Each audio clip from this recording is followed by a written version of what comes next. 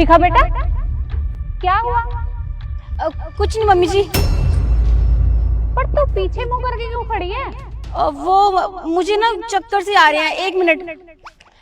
चक्कर आ रहे हैं? पर अभी तक तो ये बिल्कुल ठीक थी, अब इसे क्या हो गया?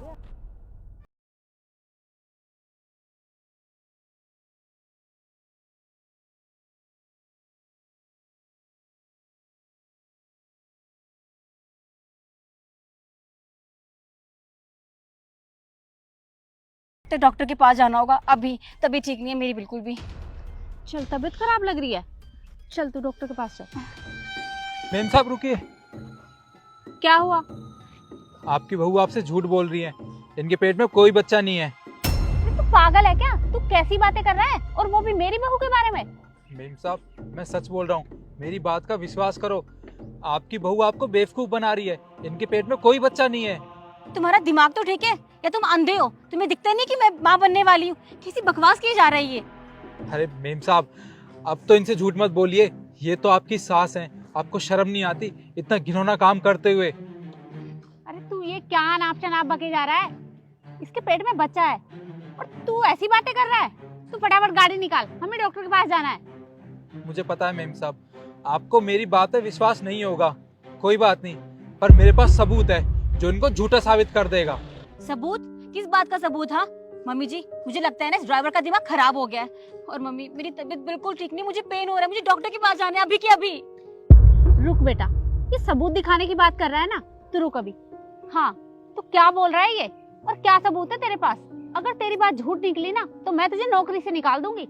ठीक है मेम साहब, जैसा आपको करना है वैसा आप करना, पर मैं आपको एक वीडियो दिखाता हूँ, उससे आपके सामने सारी सच्चाई आ जाएगी। ये देखिए। अरे ये छोटी मेम साहब क्या कर रही हैं? इसका मतलब ये प्रेग्नेंट नहीं है, ये अपने घर वालों से झूठ बोल रही थी। कोई बात नहीं, अभी इनकी वीडियो बना के ना बड़ी मेम साहब को दिखाता हूँ।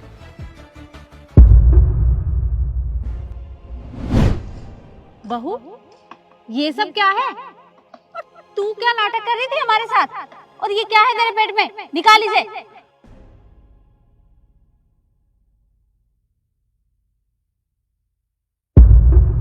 हे भगवान, इसका मतलब आज तक तू हमसे झूठ बोलते हुए आ रही थी और तू हम सबको धोखा दे रही थी। और वो मेरा बेटा, वो कितना खुश था कि हमारे घर में भी एक छोटा सा बच्चा आने वाला है, और तू उसे भी धोखा दे रही थी। उसे नहीं बताया तो कोई बात नहीं, कम से कम मुझे तो बता दिया होता। मैं तो बिल्कुल तेरी माँ जैसी हूँ ना। बता, तूने ये सब क्यों किया? मम्मी जी मुझे माफ कर दीजिए, मैं जानती हूँ आपको इस बात की वजह से बहुत बुरा लग रहा होगा, पर मम्मी जी मैं क्या करती, मेरी मजबूरी थी झूठ बोलना। आपको पता है मैं तो कभी माँ बन ही नहीं सकती, और ना आपके बेटे को बाप बनने का सुख दे सकती हूँ।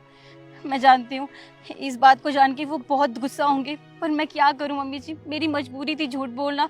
मुझे कुछ समझ नहीं आ रहा था मैं क्या करूँ। जब आप सबको पता चला कि मैं माँ बनने वाली हूँ तो आप सब बहुत खुश थे, तरुण बहुत खुश थे, और मुझे आपकी खुशी को खराब करने का बिल्कुल मन नहीं था। मैंने सोचा कि मैं क्या करूँ जिससे आपको विश्वास हो जाए कि मैं सच में माँ बनने वाली हूँ।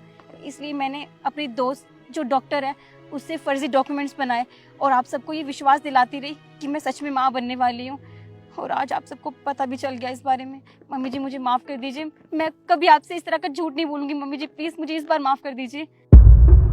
पर बेटा, जब ये बात थी तो तू हमें सच भी तो बता सकती थी ना, तूने झूठ क्यों बोला? मम्मी जी मैं कैसे बताती, मुझे तो समझ ही नहीं आ रहा था मैं क्या बोलूँ, किससे बोलूँ। और मम्मी जी आप प्लीज़ सर उनको ये बात मत बताना, उन्हें बहुत बुरा लगेगा, उनका दिल टूट जाएगा मेरी वजह से। प्लीज़। तू तरुण की चिंता बिल्कुल मत कर, मैं उसे अपने आप संभाल लूंगी, और वो मेरा बेटा है ना, वो मेरी बात समझेगा, तो उसकी चिंता बिल्कुल मत कर। और हम आज के आज अनाथ आश्रम जाएंगे, वहां से एक बच्चा अडॉप्ट करके लाएंगे। उस बच्चे को भी माँ बाप का प्यार मिलेगा और तुझे भी माँ बनने का सुख मिलेगा। तू चिंता मत कर। ड्राइवर, गाड़ी निकालो। जी मैडम आइए। चल बेटा।